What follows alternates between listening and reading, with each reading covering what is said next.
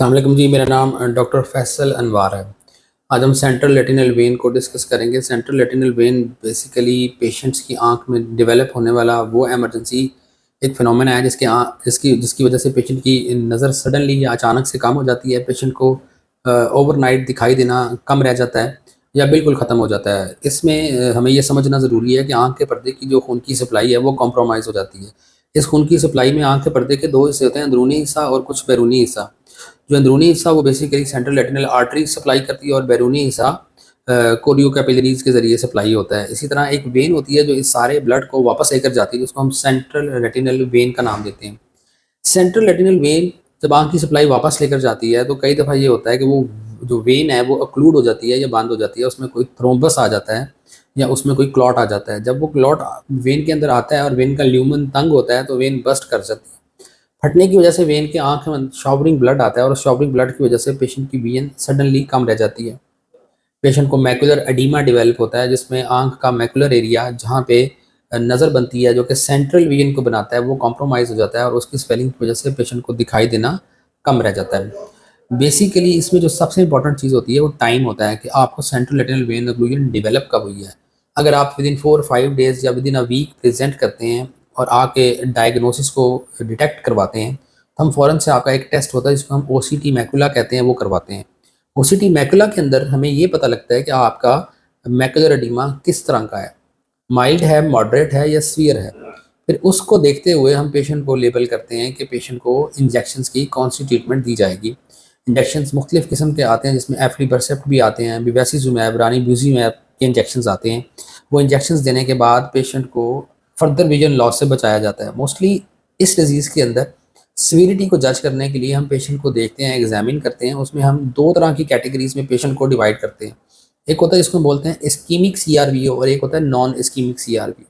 ये दो टाइप्स, दो किस्में हैं जो कि सीआरवीओ की हैं, जिसको सेंट्रल रेटिनल वेन अक्लूजन का नाम देते हैं। इसके अंदर अगर किसी पेशेंट को नॉन इस्कीमिक सीआरवीओ हुआ है, जो कि 70% ऑफ द पेशेंट्स में यही वाला टाइप डिटेक्ट होता है, इसके अंदर सीवियरिटी माइल्ड होती है, पेशेंट की विजन अच्छी रहती है। मोस्टली मरीजों की नज़र 6/60 या उससे ज़्यादा होती है और पेशेंट के अंदर डिटेक्ट होने के बाद मैकुलर एडिमा के ठीक होने के या रिकवर होने के चांसेस ज़्यादा होते हैं। ऐसे पेशेंट्स के अंदर माइल्ड सिम्टम्स आते हैं और पेशेंट अर्ली रिकवरी की तरफ जाते हैं। इनका रिजल्ट भी अच्छा होता है और पेशेंट के अंदर कॉम्प्लिकेशंस के डेवलप होने के नॉन इस्कीमिक के केसेस में चांसेस कम होते हैं। इसके बरक्स अगर एक पेशेंट है और उसको इस्कीमिक सीआरवीओ डेवलप हुआ है तो उसकी आंख के पर्दे के ऊपर खून की नालियाँ बननी शुरू हो जाती हैं, उसकी विजन 660 से भी कम होती है। पेशेंट हार्डली काउंटिंग फिंगर के लेवल पे होता है और वो उंगलियां सिर्फ गिन पाता है। अगर पेशेंट की काउंटिंग फिंगर के लेवल पे विजन होगी और वो सिर्फ उंगलियां गिन पा रहा होगा तो इसका मतलब ये है कि ब्लड सप्लाई बुरी तरह मुतासर हुई है। ऐसे पेशेंट्स के अंदर हमें पेशेंट को इस्कीमिक सीआरवीओ की कैटेगरी में डालना पड़ता है। ऐसे मरीजों में कॉम्प्लिकेशंस आने के चांसेस ज़्यादा होते हैं। इन मरीजों के अंदर पर्दे के ऊपर नियो वेसल्स बनना शुरू हो जाती हैं। अगर पेशेंट 90 दिन तक या 3 माह तक अपना ट्रीटमेंट नहीं करवाता तो पेशेंट के अंदर काले मोतिये के चांसेस डेवलप होने के ज़्यादा हो जाते हैं। पेशेंट की आंख में जब काला मोतिया आना शुरू हो जाए तो हमें पेशेंट के काले मोतियों को कंट्रोल करना हमारी प्रायोरिटी बन जाती है। फिर हम नज़र की तरफ फोकस नहीं कर पाते। इसलिए 15 से 20% केसेस जिनमें इस्कीमिक सीआरवीओ डेवलप होता है उनके अंदर विजुअल प्रोग्नोसिस पुअर होता है या अच्छा नहीं होता। लेकिन अगर ये लोग ट्रीटमेंट बिल्कुल भी ना लें और पेशेंट की आंख काले मोतिये वाली स्टेज पे चली जाए, जिसमें नियो वेसल्स पर्दे के ऊपर भी बन जाएं, आयरस के ऊपर भी बन जाएं, एंगल भी पेशेंट का ऑक्लूड हो जाए, तो ऐसे केसेस के अंदर हमें पेशेंट को इंजेक्शंस के साथ शुआएं लगानी पड़ती हैं और उन नियो वेसल्स को ख़त्म करना पड़ता है। अगर हम उनको नहीं ख़त्म करेंगे तो मरीज़ की विजन को तो हम इम्प्रूव नहीं कर पाएंगे, लेकिन पेशेंट का काला मोतिया आंख के अंदर सीवियर पेन कॉज करेगा, दर्द करेगा। पेशेंट की आई पेनफुल ब्लाइंड आई में कन्वर्ट हो सकती है। तो इसलिए इस तरह के पेशेंट्स में आर्गन लेज़र जो कि फोकल भी हो सकती है, पीआरपी भी हो सकती है, डिपेंडिंग अपॉन द सिवियरिटी, ताकि पेशेंट का इंट्रा ऑकुलर प्रेशर को नीचे लाया जा सके। मेन वजह इन पेशेंट्स में डेवलप होने की सेंट्रल रेटिनल वेन ऑक्लूजन या तो डायबिटीज़ होती है या हाइपरटेंशन होती है या खून की नाली में ब्लड फ्लो का स्लो हो जाना, पेशेंट का हाइपरकोएगुलेबिलिटी की स्टेज में चले जाना यानी खून का गाढ़ा हो जाना, या फिर मरीज़ की आंख के अंदर कोई ऐसी डिजीज़ या ऐसी सेकेंडरी डिजीज़ होना जिस तरह से काला मोतिया होता है, ग्लाकोमा, उसकी वजह से भी central retinal vein occlusion develop हो सकती है।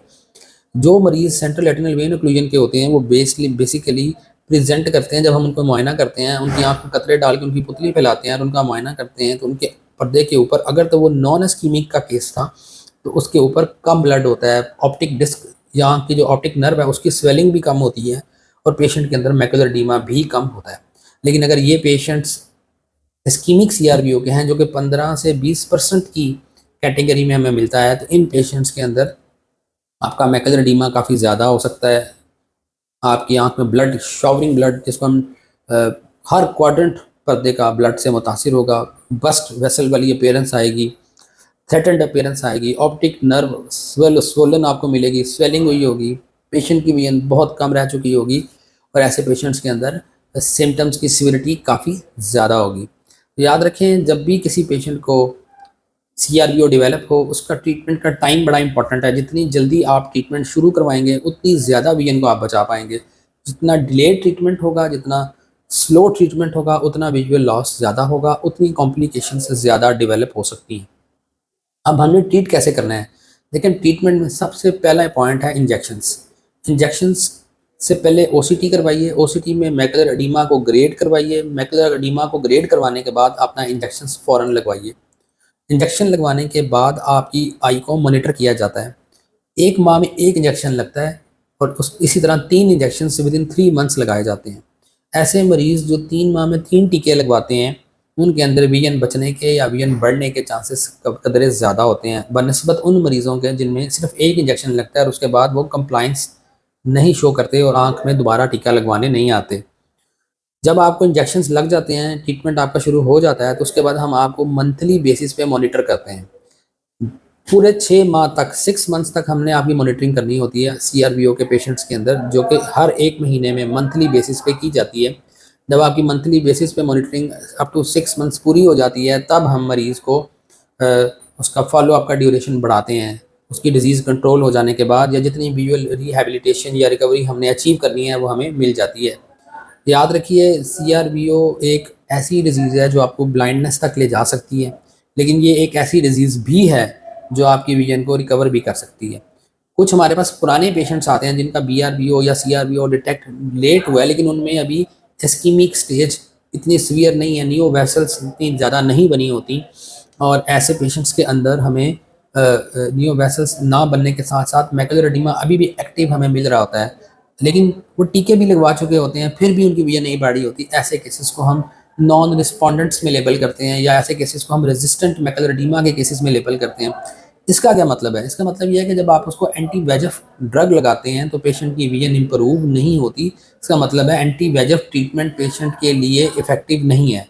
आपको चाहिए कि आप ट्रीटमेंट को चेंज करवाएं। चेंज करवाने से मतलब है आप पेशेंट को स्टीरॉयड इंजेक्शन इंजेक्ट करवाएं। स्टीरॉयड इंजेक्शन से ये होता है कि जो वो केसेस जो पुराने केसेस हैं लेकिन अभी तक उनमें नियोवैस्कुलर ग्लाकोमा डेवलप नहीं हुआ, ये वाले मरीज़ स्टीरॉयड से ज़्यादा फ़ायदा ले सकते हैं। स्टीरॉयड के 2 फंक्शंस हैं, एक तो वो एनाटॉमिकली मैकुलर एडीमा की मैकुला को ठीक करेगा, दूसरा फंक्शनल विजुअल आउटकम बढ़ा देगा, यानी आपकी नज़र बेहतर हो जाएगी। इसलिए सुप्राकोरॉइडल स्टीरॉयड्स आपके लिए बहुत इंपॉर्टेंट है। सुप्राकोरॉइडल स्टीरॉयड्स भी हम महीने में 1 लगाते हैं।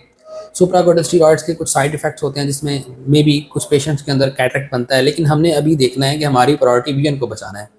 कैटरेक्ट को तो हम रिप्लेस कर सकते हैं विद अ न्यू लेंस, लेकिन अगर विजन पर्दे से चली जाए तो हम उसको रिकवर नहीं कर पाते। तो ये डिटेल में मैंने जो आपको बताई है CRVO की डिटेल, आपने कोशिश करनी है कि आप एज अर्ली एज पॉसिबल अपना मुआयना करवाएं। अगर आपका पुराना केस है तब भी आप चेक करवाएं ताकि आपकी आँख की आई बॉल को बचाया जा सके, उसको काले मोती से बचाया जा सके with the help of organ laser.